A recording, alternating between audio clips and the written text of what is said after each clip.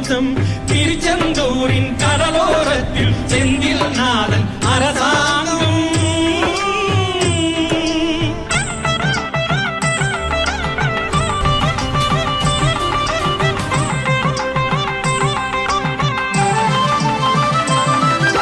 கோவிலின் அருகினில் கூடிய கூட்டங்கள் தலையா கடலையா,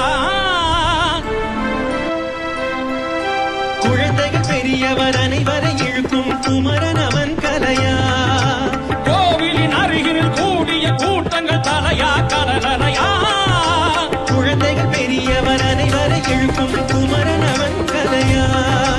மங்கையரின் குங்குமத்தை காக்கும் முகம் ஒன்று, வாழுகின்ற ஏழைகளை காணும் முகம் ஒன்று, சஞ்சலத்தில் வந்தவரை தாங்கும் முகம் ஒன்று, சாதி மத பேதமின்றி பார்க்கும் முகம் ஒன்று, நோய் நொடிகள் தீர்த்து வைக்கும் வண்ணமும்